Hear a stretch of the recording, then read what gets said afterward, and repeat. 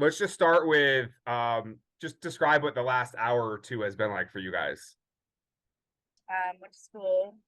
I said started our day out, went to, left for Jeff City, so that's what we've been doing. So what happened when you guys heard the news that you suddenly are not playing in that game tonight? I kind of got word a little bit before it was completely announced, and kind of didn't really know what to do. But my coaching staff and the people that I'm with, we decided to go ahead and let the kids know to try to break some ice to them. And then, as I was telling them, we got word that Houston, the judge had signed the petition and had overturned what Misha had enforced.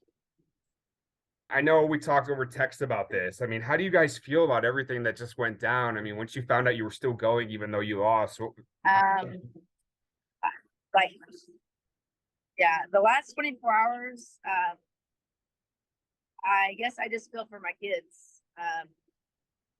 Like, we're dealing with 14, 15, 16, 17-year-old kids that don't always understand and can't comprehend big ticket items. And we talked about dignity and grace and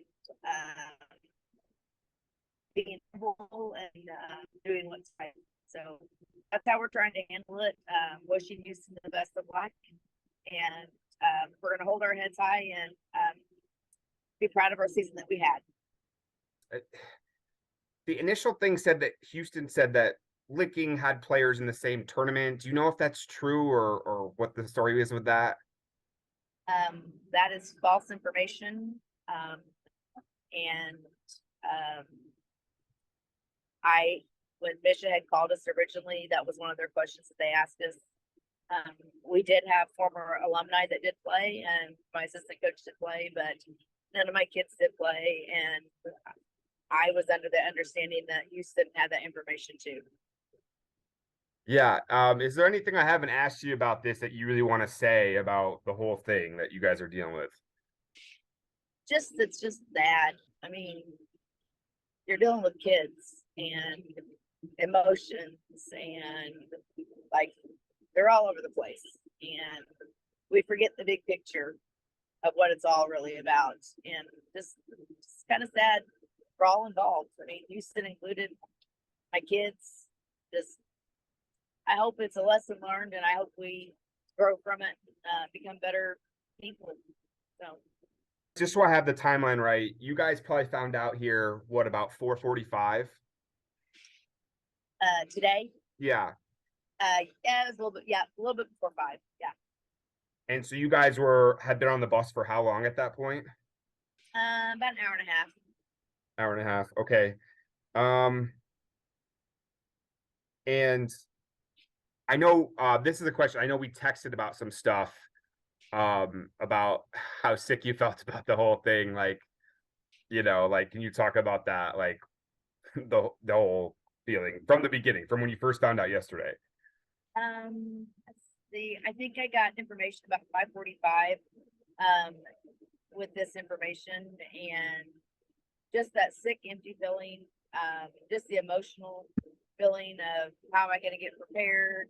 How am I going to prepare my kids? Knowing in the back of my mind that we could be set in a situation right here that we're in right now. I mean, how do you prepare kids for something like that? And as I told my superintendent, I mean, my whole goal is I love these kids and I want to protect my kids. There's been some things that's not been great said about them. And they're just a bunch of good kids that have big hearts. So, like I said, our whole goal is to teach grace. We're learning about grace and being good people and moving forward, and we want to do what's right. Awesome. I know we've read a lot of those things that you mentioned there, like things that have been said back and forth.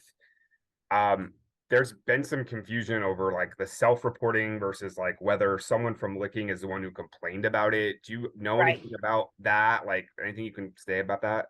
The only thing I know is that